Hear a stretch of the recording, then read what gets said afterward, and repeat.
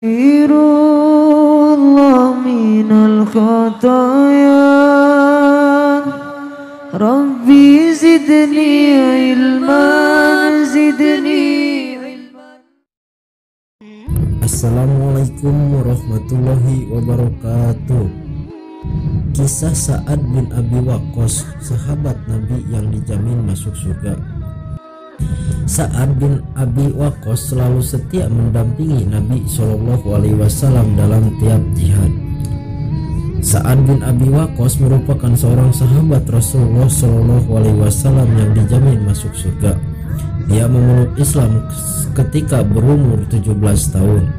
Suatu hari dalam hidupnya, ia didatangi Abu Bakar As-Siddiq yang dikenal sebagai orang yang ramah. Abu Bakar lantas mengajak Sa'ad untuk menemui Nabi Muhammad SAW di sebuah perbukitan dekat Mekah. Pertemuan itu mengesankan bagi Sa'ad. Ia pun segera menerima risalah Nabi Muhammad SAW dengan tangan terbuka. Sejak saat itu, Sa'ad menjadi salah satu sahabat yang pertama masuk Islam, yakni dalam era Mekah atau sebelum hijrah. Silsilahnya secara tidak langsung bersambung dengan Rasulullah SAW. Aminah binti Wahab, yakni ibunda Nabi Muhammad SAW, berasal dari suku yang sama dengan Sa'ad, yaitu Bani Juhrah. Karena itu Sa'ad juga sering disebut sebagai Sa'ad Juhrah atau Sa'ad dari Juhrah. Pria ini memiliki banyak keutamaan. Suatu saat dia pernah disambut Rasulullah SAW dengan gembira. Rasulullah SAW begitu membanggakan Sa'ad, beliau bersabda, "Ini dia pamanku. Siapa orang yang punya paman seperti pamanku ini?" Kakeknya Sa'ad adalah Uhaim, putra dari Manaf yang menjadi paman dari ibunda Rasulullah SAW. Sa'ad dan anak panah pertama. Selain itu, Sa'ad bin Abi Waqqas juga merupakan orang muslim yang pertama kali melepas anak panah dalam jihad Islam. Dia pula yang mula-mula terkena anak panah dalam kancah jihad.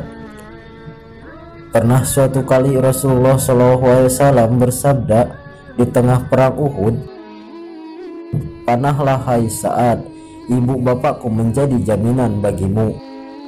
Ali bin Abi Thalib juga mengatakan, "Tidak pernah saya dengar Rasulullah mengatakan ibu bapaknya sebagai jaminan seorang kecuali untuk Sa'ad."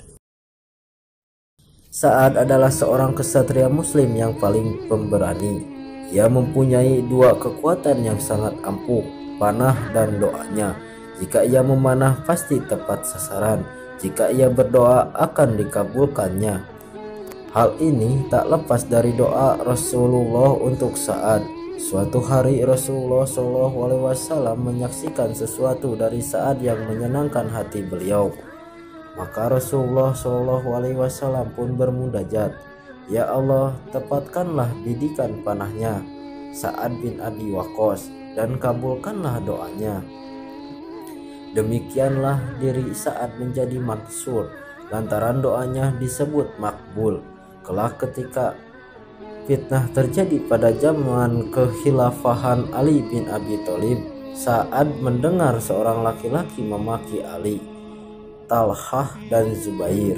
Orang itu bahkan terus menolak berhenti mencaci maki.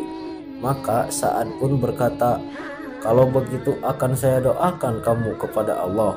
Laki-laki tadi lantas berkata, "Rupanya kamu hendak menakutiku, seolah-olah kamu seorang nabi." Maka Sa'ad pun pergi wudhu dan melakukan sholat 2 rakaat kemudian berdoa, "Ya Allah, kiranya menurut ilmu-Mu, laki-laki ini telah memaki segolongan orang yang telah memperoleh kebaikan-Mu dan tindakan mereka mengundang amarah murka-Mu. Maka mohonlah jadikanlah hal ini sebagai pertanda dan pelajaran." Tidak lama kemudian, tiba-tiba dari salah satu perkarangan rumah muncul seekor unta liar dan menabrak laki-laki tadi sehingga meninggal. Memuliakan orang tua. Sa'ad adalah teladan istiqomah dalam iman dan hidayah. Betapa mahalnya hidayah itu bahkan harus dipertahankan dengan susah payah. Terkisahlah Ibunda Sa'ad yang melakukan mogok makan berhari-hari demi menentang keislaman anaknya. Semakin hari semakin parahlah kondisi ibu Sa'ad ini. Dalam ujian keimanan yang berat seperti ini, keimanan sang sahabat kokoh menghujam dan keluarlah kalimat yang abadi itu.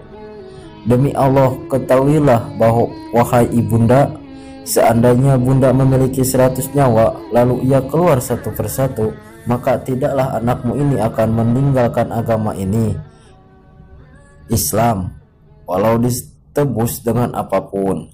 Akhirnya hati ibundanya itu luluh. Tak lama berselang turunlah ayat Al-Quran terkait kisah saat ini. Surah Luqman ayat ke-15, artinya, dan seandainya kedua orang tua memaksamu untuk mempersekutukan aku, Allah, padahal itu tidak sesuai dengan pendapatmu, maka janganlah kamu mengikuti keduanya.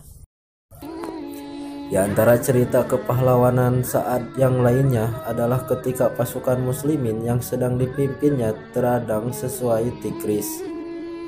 Kala itu umat Islam akan membebaskan Irak, padahal wilayah itu belum banyak dikenal oleh kaum muslimin umumnya yang berasal dari Jazirah Arab. Alih-alih mundur saat memerintahkan pasukannya untuk terus menyeberangi sungai demi menyukseskan jihad ini, berkatalah ia kepada pasukan, bacalah hasbunallah wa ni'mal wakil. Kemudian dikerahkan kudanya menerjuni sungai yang diikuti orang-orang setelahnya. Maka berduyun-duyun pasukan muslim menyeberangi sungai.